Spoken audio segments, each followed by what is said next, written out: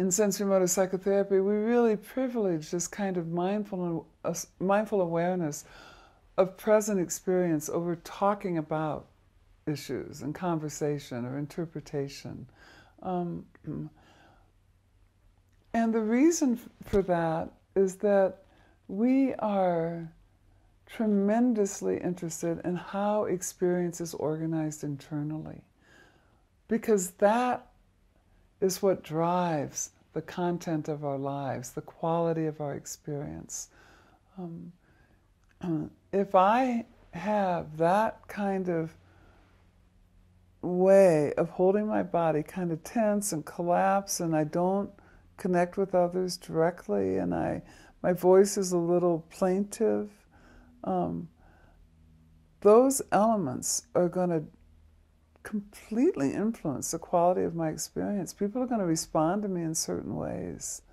They might want to take care of me, but they're probably not going to want me to come and teach their class. So we want to get at that meta level of what's under the content of a person's life, to the organization, how they organize internally. What are their habits of thoughts, feelings, and action, body? What are those habits that are driving their behavior?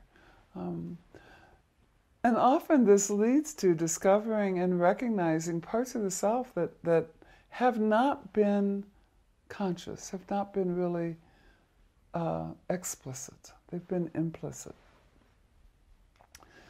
So with embedded relational mindfulness, we are shifting attention from the story or the narrative, the conversation, to mindful awareness of building blocks of present moment experience. So therapist and client together discover elements of the client's present experience by little stimulus. Ron used to say that it's like dropping a pebble into a glassy surfaced pond, and you drop that pebble in and you watch all the ripples that go out from that pebble. That's what that little experiment is. When I said to my client, what happens when you reach out? That's a little experiment. And then we watch the ripples in her emotions, her thoughts, her images, her body, her emotion, I said emotions, yeah, her body sensation, other movements that happen. Those are the building blocks of present moment experience that we want to help clients discover. So what are those building blocks? Inner body sensation is one. This is the physically felt sense of what's going on in your body, different from emotion. This has to do with the buzzy feelings you feel, the achy tension in your shoulder, the fluttery sensation you might feel in your stomach, the numbness in maybe your legs. Those are all words: numb, fluttery, buzzy, tense, achy, sharp shooting sensation. Those are words that describe sensation, not emotion.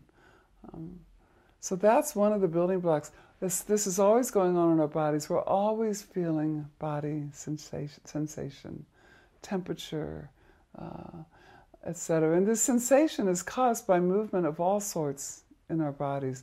We're often familiar with the gurgling sensation in our stomach when we're hungry, or the rapid beating of our heart when we're really excited or frightened. But there's a myriad of other sensations that we explore in sensory-motor psychotherapy as well. And we want to help our clients develop their vocabulary for inner body sensation. Did you ever, with your clients, hand out all those lists of emotions, all the different words that describe emotions, to your clients who who didn't have that rich vocabulary. Maybe they just thought they were angry, sad, mad, fine. I used to hand that out to my clients. I still would, because it helps enrich the emotional experience. It's the same with the body sensation words. There are so many words of body sensation that we can give to our clients to help enrich their vocabulary of the sensation vocabulary, and thus their experience of body sensation. Movement is another building block, and this can range from more, gross motor movement, like reaching out, like walking, like changing your posture, like expanding your body or making your body smaller, but also the tiny little micro movements that are going on all the time. There's always movement in our body. It's constant movement.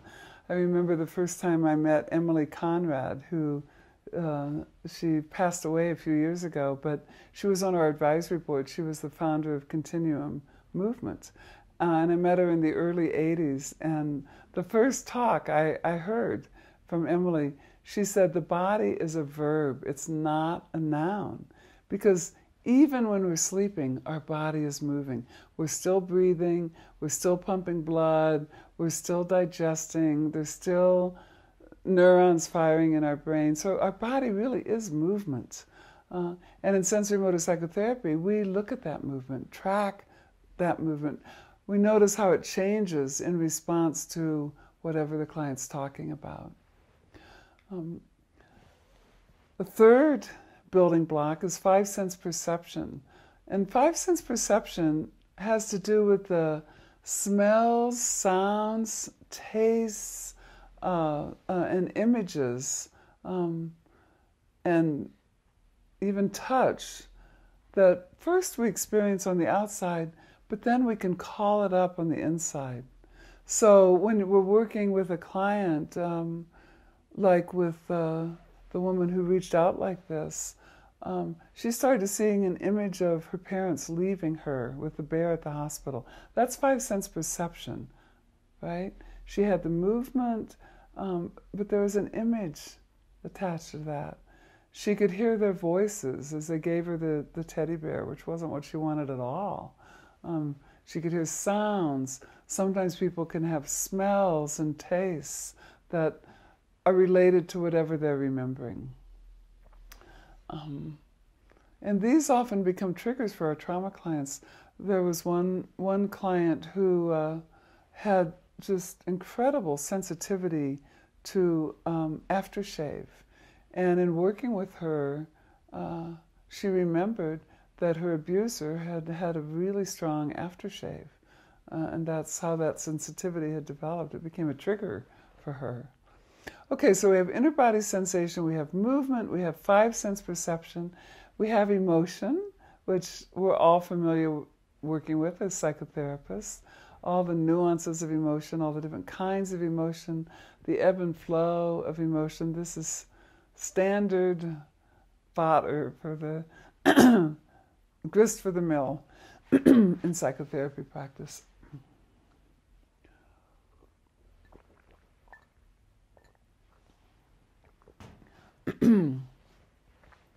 And then the fifth core organizer are our thoughts, our cognition. What are we thinking?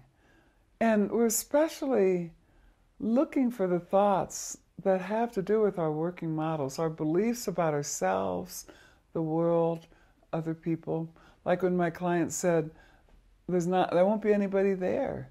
That is a very significant cognition, because that has to do with her worldview, her working models, and her expectations, which then was reflected and sustained by how she would reach out.